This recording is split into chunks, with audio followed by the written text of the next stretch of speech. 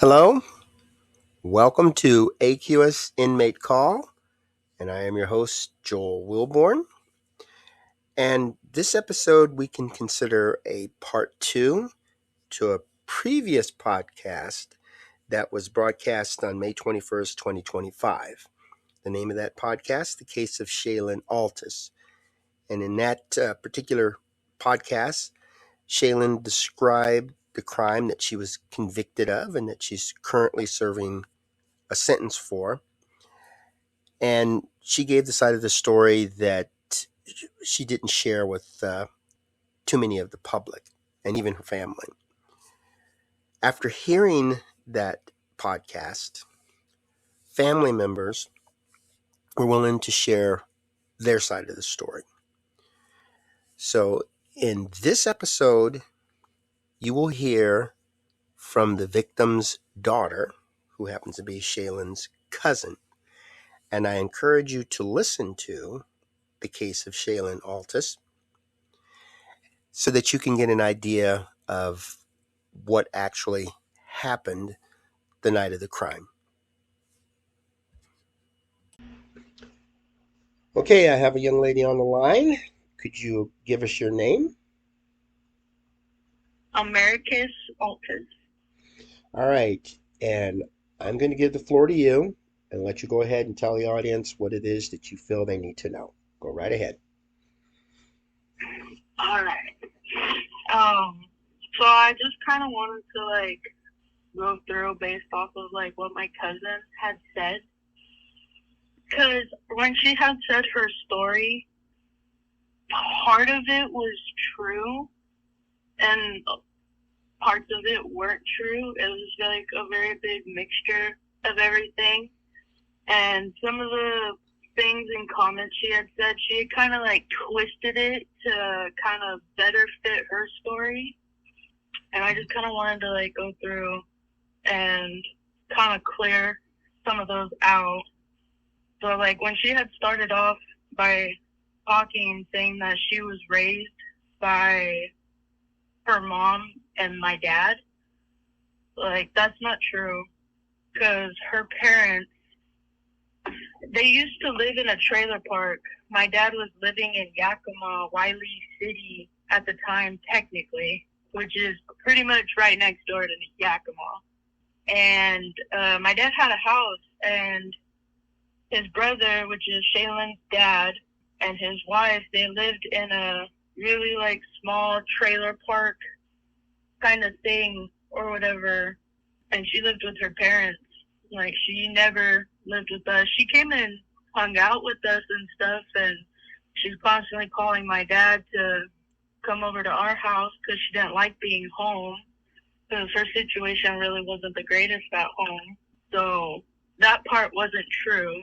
She's lived with her family. She didn't live with my dad until her parents got divorced, which was in the beginning of 2014, the end of 2013, technically.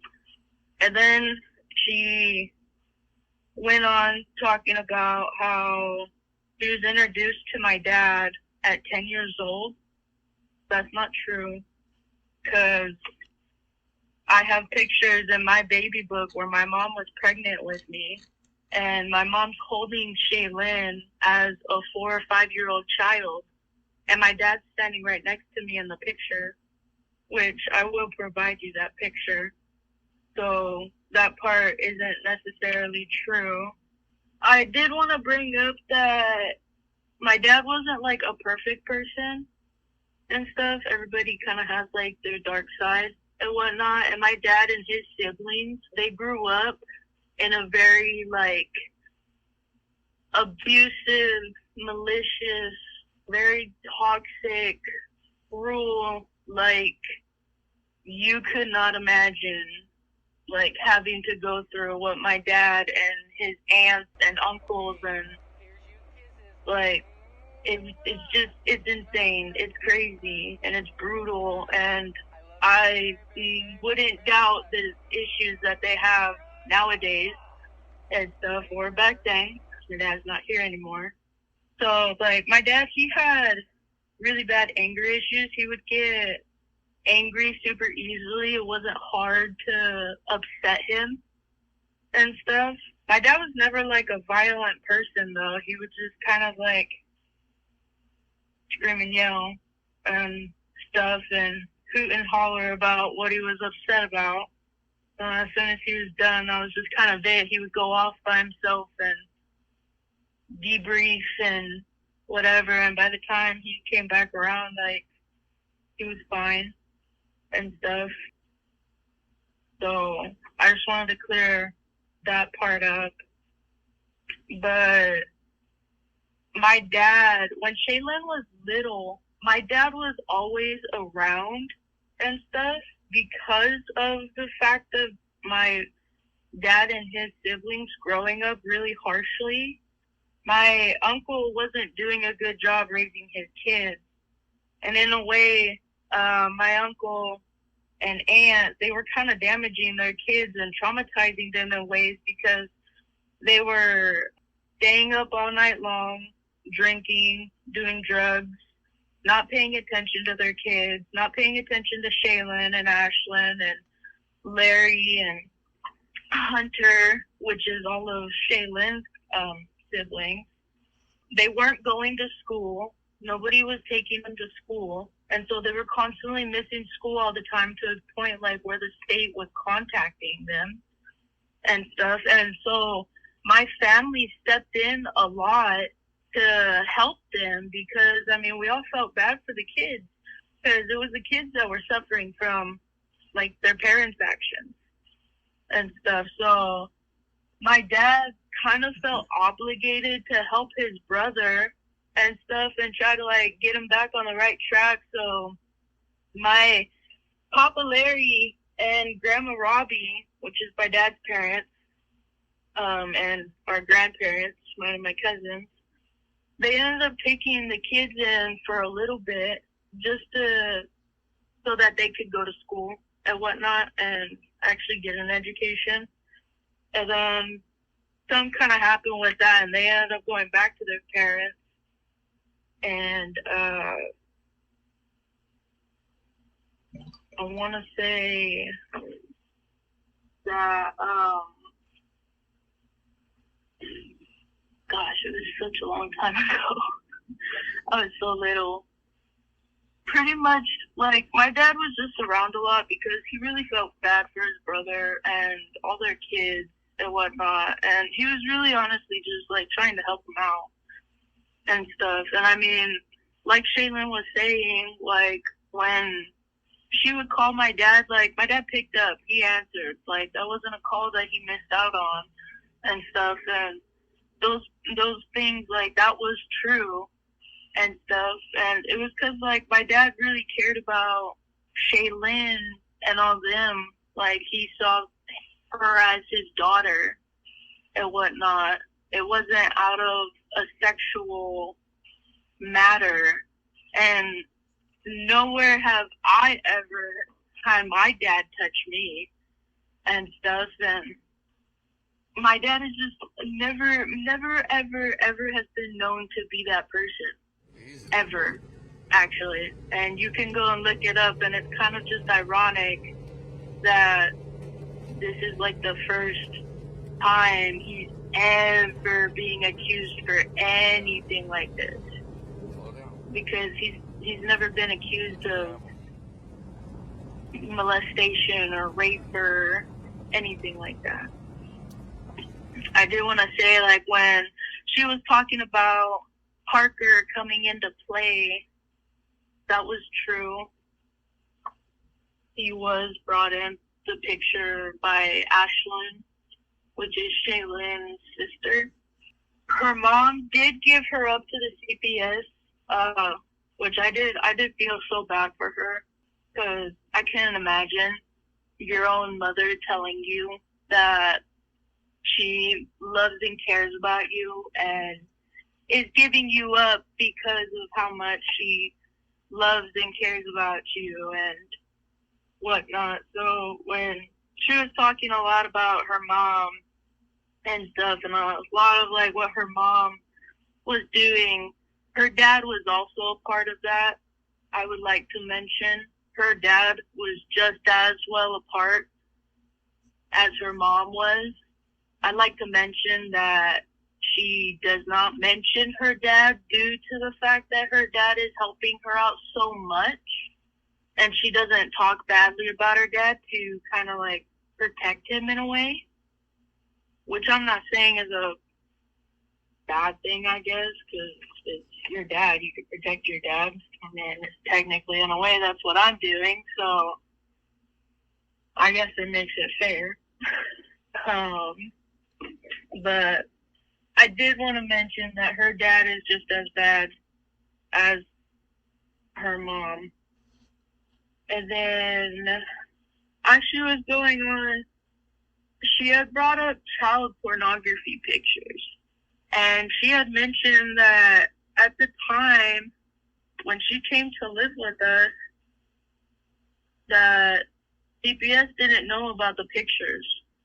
And that's a lie, because that whole court thing was all way said and done a long time ago. Like, when I was a little, like, baby and stuff, because my parents got divorced when I was 2, and it was kind of a messy divorce and stuff. My parents were fighting over us. Both of them wanted custody over us and stuff.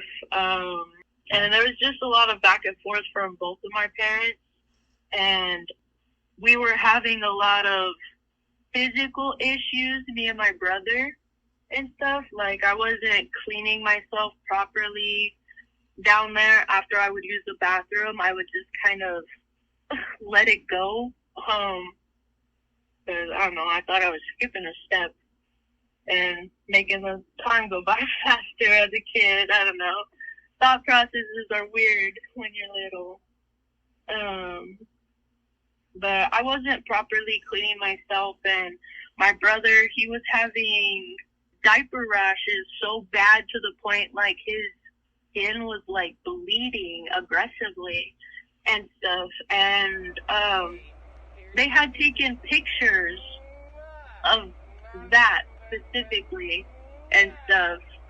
So it was pictures of, like, private areas, but it wasn't pictures of him sticking his fingers inside of us and having a good time or anything like that. And I'm sure I would recognize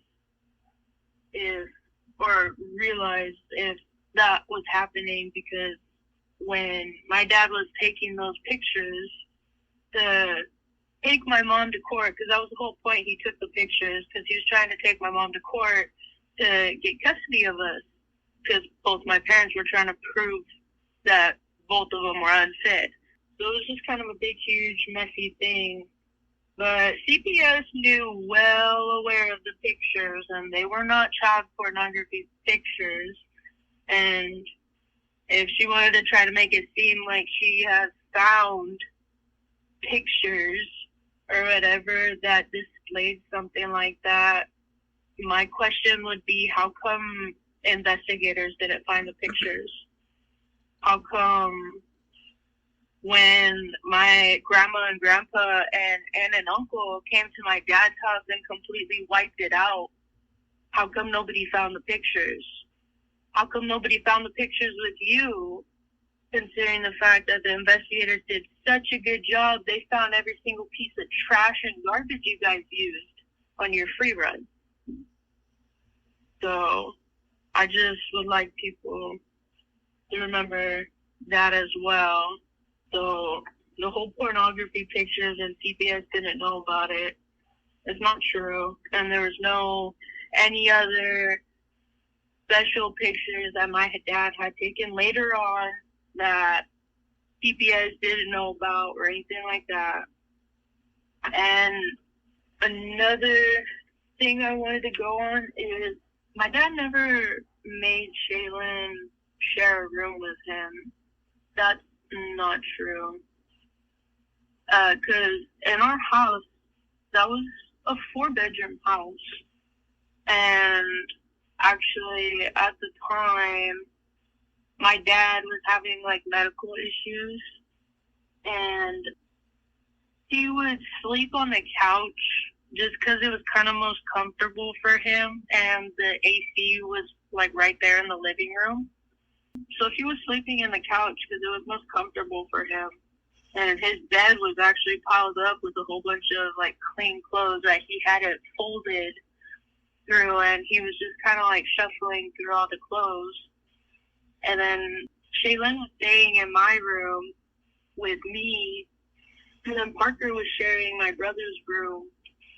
And then also when me and my brother went up, like, Parker and Shaylin were absolutely inseparable. Like, inseparable. I think the only time they worked together is when they had to go use the bathroom. And even then, I think they still would have probably been together. But, because, like, my dad, the whole entire weekend we were there, just visiting. We weren't there when it happened. We were at my mom's house. When we were there the week prior, Shaylin and Parker were inseparable. In fact, they kept staying out in the garage because my dad had a pretty decent sized garage, and Parker was fixing a motorcycle for my dad, and they were hanging out there like 24/7. They had taken a whole bunch of my dad's like alcohol, and they were drinking it out there, doing them, being teenagers pretty much. My dad lived out in the middle of the mountains in the woods and stuff, so they would go and play out in the woods and whatnot. But I mean, like, when we were there, like, I just thought it was so suspicious that like she was just very isolated to him. And like, normally when we would hang out with Shaylin, like, we would all have fun, and she would want to play with us, and we would all come up with games and ideas on like what we wanted to do and stuff, or whatever, however kids do that. But when we came up that weekend, like, it was very, like, she didn't really want to do anything with us. Like, she mostly just wanted to be around Parker and hang out with Parker, and wherever Parker was, that's where she wanted to be. So, I don't know, like, she was not with my dad at all when we were up there that weekend. In fact, my dad pretty much stayed inside the house, and Shaylin and them were always outside. Or my dad actually had left for a little bit that weekend to go to work because he got called to work, and my dad was always working. And that's actually why a lot of the time Shaylin would come up, is she would watch me and my brother for my dad, because my dad was a wildland firefighter, and then he also was pretty high up in the managing position for a FedEx company in Omak, and then he was also volunteering for search and rescue and stuff. So he was a busy bee. He was always being called out. He was always being called to go do something. Like he was hardly ever home, and he didn't really like me and my brother just kind of hanging out at home by ourselves and stuff at whatever age we were. But yeah, I don't know. It's just the whole, like, my dad really isn't a bad person. My dad would never rape or molest or do anything like that to somebody, and it's just kind of upsetting that she continues going on with this story about it. Because I mean, like, the whole, when the gun had accidentally went off and stuff, like, my dad was a big person. Like, he wasn't no tiny person, and Shaylin's a very tiny, petite person. And so, like, if my dad, like, truly grabbed a hold of her, like, excuse my language, but that bitch ain't going nowhere. You know what I mean? Like, he wouldn't. My dad was a very, very strong person. Like, he had farmer work strength, and that's pretty strong. But I I really would want to encourage anybody that they really want to get to know the whole point of the story. Like, all the court documents and everything is all out, and it states word for word every single thing that happened, what they did, how they planned it, and stuff. It honestly just comes down that, she really just wants to keep trying to prove that, she didn't really do anything wrong, and that she's just kind of trying to protect herself. And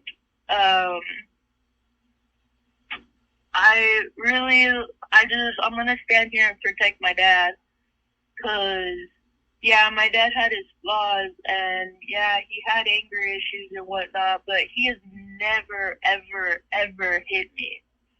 I've gotten spankings as a kid, but that's also a punishment style, parenting style, that a lot of parents use quite often. And it wasn't like my dad was abusing that, because, when I would get spankings, it was one spanking and one and done. That was it. It wasn't like a continuous smacking around or anything like that. And my dad never just randomly smacked me around out of nowhere. And so for her to also paint the picture that my dad constantly smacked her around 24/7, that's not true, because you can ask me and my brother, you can ask any of my dad's ex-girlfriends, or even my own mother, who was married to him. My dad has never hit them. My dad has never once tried to smack them around inappropriately because he doesn't like how they're talking and whatnot. And then also, not to mention that while Shalin was living with my dad had a girlfriend, and her name was Willie. And Willie's actually the one that found my dad.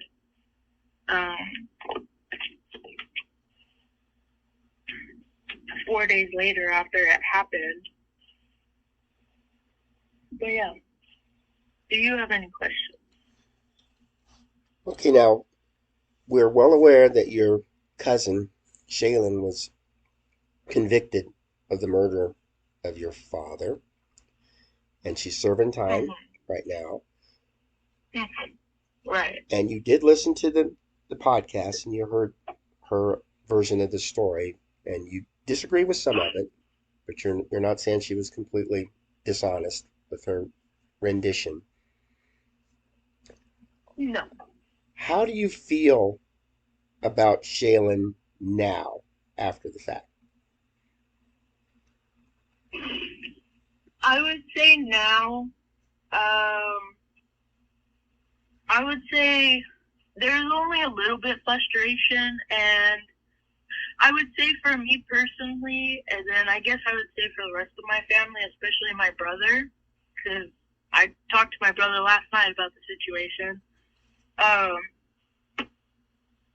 We just really don't understand why she won't come out and just tell the truth on what happened, because, the way that we see it, at this point, what kind of backlash are you going to be getting by coming out and telling the truth and stuff? We just want the closure to know truly what happened, besides what investigators have found out. We would like to hear from the person that was legitimately there and stuff, and hear truly what happened, because it's not like her sentencing is going to be pushed up more. It's not like she's going to get penalized even more for it. And I would think that it would be more of a relief finally coming out and just saying what actually happened, and finally being able to move past it and learn and heal from her actions and what she did, and properly be able to move past it, so that when she does get out of prison eventually, that she can live somewhat of a normal life and not be messed up or traumatized or whatever over due to basically her whole upbringing till the incident. So I guess that's really the only frustration. I mean, my dad's been gone for 13 years now, and I mean, I've gotten used to. I feel like I know life better without a dad than I do with a dad, which is kind of sad to say because I mean, my dad died when I was 11 years old, so I only knew my dad for 11 years, and a lot of those were the first part of life in general, and you don't remember that. Um, so I don't know. I mean, I love and I care about my dad, and I miss him every single day and stuff. I still talk about him a lot and tell stories. I mean, I guess just for us, we would like to truly know what happened so that full closure is there. I mean, we're tired of hearing all the lies. It just kind of fuels the frustration a little bit more because we're really just tired of all the lying and whatnot. Like, all we've asked for is truth. And I mean, Parker, like, we've forgiven Parker. Like, I'm happy for him when he gets out after his time's done. And I mean, I wouldn't be upset if he got out when his probation came up because of the fact of when everything happened, he had been saying the truth from the very beginning. His story never changed. And he was actually one of the people that helped the investigators a lot. So, I mean, that was really nice, and we were really thankful that Parker was willing to comply and contribute and actually help out because Parker actually really liked my dad. My dad gave him a job and was trying to teach him things like, and yeah, so, I mean, it's sad, a little bit frustrating, because, I mean, that day, not only did we lose our dad, like, we lost our cousin, too, because, like, me and my brother, like, we really loved our cousin, and in a way, I guess you could say, like, I looked up to her as a kid and stuff, because, I mean, like, I liked how she did her hair, and how she dyed her hair, and I liked how she dressed, and, I mean, like, my mom, she wasn't really all that kind of person that went all out with the makeup and dyeing the hair and dressing, you know. I thought my mom dressed like an old person. So I liked how she dressed and kind of wanted to be like her in ways and stuff. So it was just very tragic all the way around. So me and my brother hurt a lot when everything happened. Okay, let's say that Shalin does do exactly what you're hoping she does. What do you think that's going to do for you and your family? I think it would give relief and stuff. I think it would really paint a picture on she's trying to be a better person and stuff, especially to my family, because throughout the whole time, she's just been trying to prove that she's innocent and didn't do anything wrong. And from what it sounds like now from the last podcast is she's just trying to make it seem like though she did do something wrong, it wasn't out of a bad intent and stuff, which is still her lying.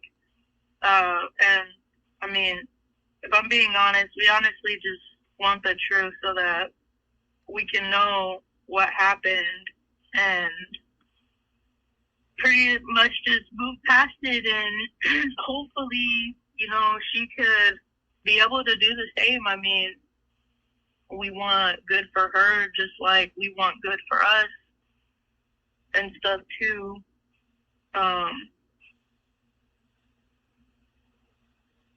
Yeah. All right, that sounds like you're looking for the truth. out of this, and you feel that she's just holding back for some reason, and it's just creating a lot more questions, and it's kind of hard for you to accept her explanation for stuff. And I think by getting this out, you're helping to uh, get closer to finally coming to the conclusion that you're looking for. And I'm hoping the whole family will be able to come back together. This is a terrible tragedy, and it doesn't need to get any worse. Right. I think all of us just need to properly heal from the situation, and that just means like everybody just kind of needs to take accountability for their actions, because I mean, at the end of the day, like, that's how you move past things. That's how you learn from things and stuff. It's making mistakes and doing actions and learning from them. I mean, that's kind of the whole point of life and stuff. I mean, life's gonna throw things at you, and yeah, it might suck or whatever, but taking accountability and doing your best to move past it and not do that again, I mean, just it makes things a lot easier instead of having a bad attitude about it. All right, so before we leave, let's just give you an opportunity to say something directly to Shalin.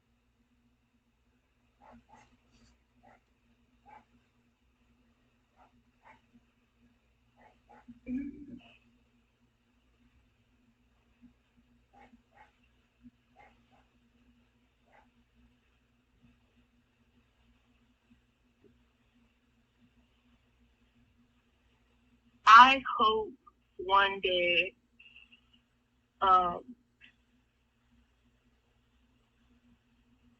that God will come to her and have a conversation with her and humble her. I pray that God humbles her aggressively, because I feel like she needs it.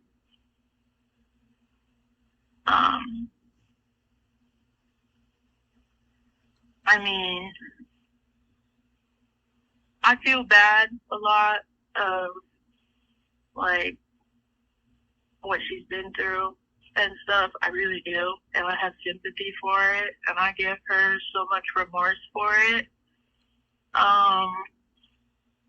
But the way that I see it is, you're an adult now. You need to take accountability for your actions, and that's kind of how it works as an adult, unfortunately. And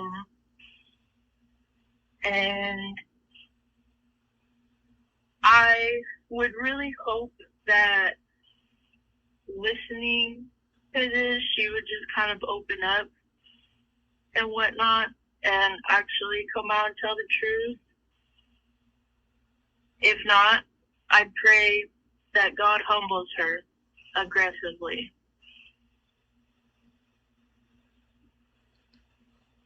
So Okay, that's well, all I pretty much. all right. Well, thanks for sharing that story, and hopefully you'll be able to find peace. And I think that's our ultimate goal.